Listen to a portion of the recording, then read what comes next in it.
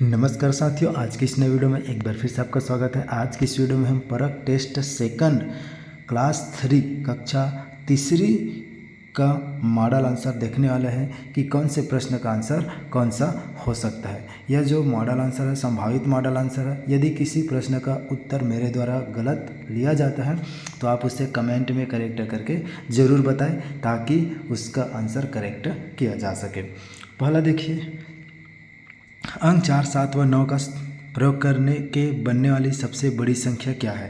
तो इसका सही आंसर हो जाएगा 974।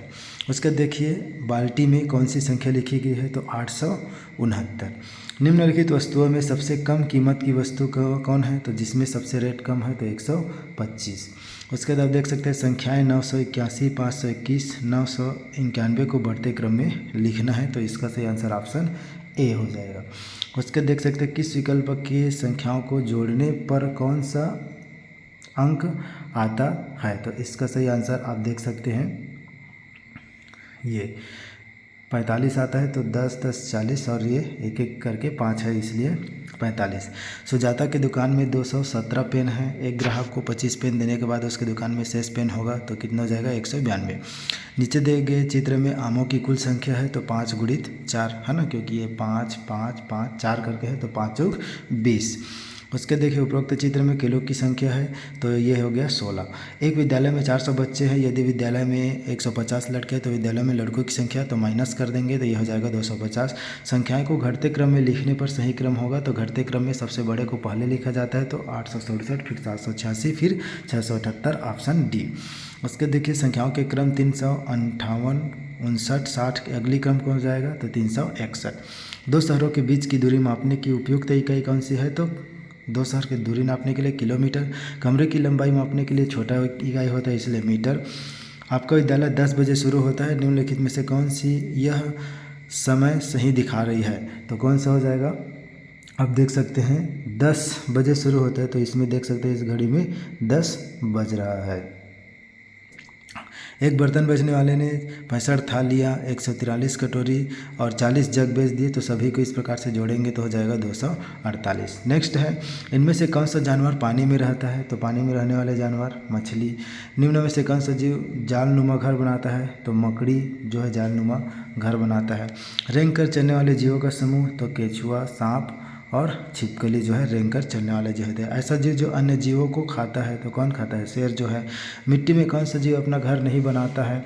तो कौन सा है जो घर नहीं बनाता मिट्टी में? कबूतर। सिर पर लाल ताज है। रोज़ सवेरे कुकड़ू कूकर हमें जगाता है तो कौन सा हो जाएगा? मुर्गा। घोड़ा के रहने के स्थान को क्या कहते हैं? अस्तबल। दिए गए जीव और उनके स्वभाव का सही जोड़ा है तो सही जोड़ा है सांप, रेंगना। ठीक है। रीता के घर ऐसा जानवर है जो किताबों घर के पर्दों सब्जियों को कुतरता है और बिल्लियों को देखकर छुप जाता है तो चूहा।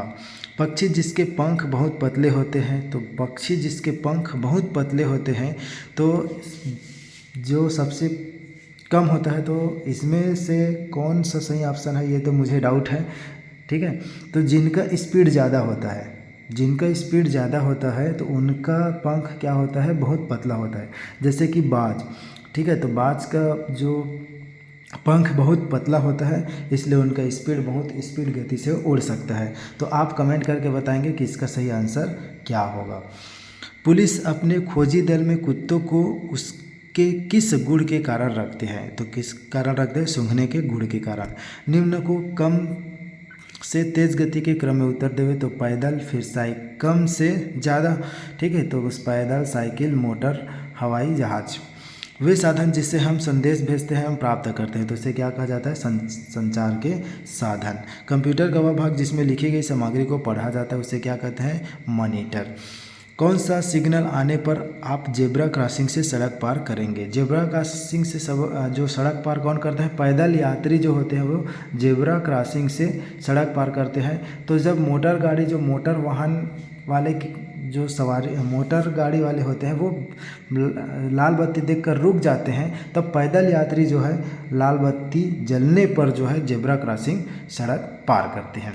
तो जेब्रा क्रॉसिंग किसके लिए है? जो पैदल यात्री के लिए है। ठीक है, उसके देख सकते हैं नेक्स्ट है हिंदी। हिंदी में देखिए इस साड़ी को देख करके आपको बताना है। तो इस साड़ी को देख करके ऑप्शन लेंगे तो पहला ऑप्शन सही हो जाएगा फलों से, सेकंड ऑप्शन हो जाएगा सबसे ज़्यादा कीमत वाला फल सेब हो जाएगा, फिर सबसे सस्ता फल केला, ताज़े फलों की दुकान में रेखांकित शब्द का विलोम हो जाएगा। तो देखिए ताज़े फलों की दुकान में रेखांकित शब्द का विलोम सड़ा भी होता है और बासी होता है, तो आप दोनों आंसर ले सकते हैं, सड़ा भी होता है और बासी भी होता है। ठीक है, तो सबसे ज़्यादा देखा जाए तो कौन सा होगा, तो मेरे ख्याल से जो दोनों लगाए हैं उनको नंबर मिलना चाहिए। 2 किलो फल खरीदने पर कितने रुपए की छूट है? तो 2 किलो के आप देख सकते हैं 2 किलोग्राम की छूट पर 10 रुपये का छूट है। उसके 2 किलो आम खरीदने पर दुकानदार को कितने रुपए देने होंगे? तो 190 रुपये। उसके देखिए इस कहानी को पढ़ कर के आंसर देना है। तो भालू दादा ने दावत पर किसको साथियों को कब बुलाया? शाम को बुलाया। गन्ने का स्वाद मीठा होता है। शहद कौन बनाता है? तो शहद जो है मधुमक्खी बनाता है। इनमें से क्या अलग है? तो सुख और दुख अलग है। बाकी क्या है? ताज़े ताज़े सेम शब्द है और इसमें जो है सुख दुख अलग शब्द है। जो मकड़ी है ये क्या है? मकड़ी, ठीक है, लोमड़ी है ये, है ना, मड़ी लिखा है तो लोमड़ी लो कट गया है। लोमड़ी ढोल बाजे लेकर क्यों आई? तो लोमड़ी ढोल बाजे लेकर क्यों आई? यहाँ देख सकते हैं ढोल बाजे लेकर आई, सब मिलकर दावत का भरपूर मजा लिया। तो किस लेकर के है? दावत के लिए ढोल बाजे लेकर के आए हैं। निर्देश दी गई साड़ी को जो निर्देश दी गई साड़ी को पढ़कर प्रश्नों के उत्तर देना है आपको। तो इस प्रकार से देख सकते हैं कवर्धा जाने के लिए बस किस समय निकलेगी? तो कवर्धा जाने के लिए बस जो है आप देख सकते हैं 8 बजे निकलेगी। प्रातः 10 बजे रायपुर से कहाँ जाने के लिए बस मिलेगी? तो प्रातः 10 बजे रायपुर से कहाँ जाने के लिए बस मिलेगी? तो 10 बजे कहाँ जाने के लिए मिलेगी? जगदलपुर जाने के लिए मिलेगी।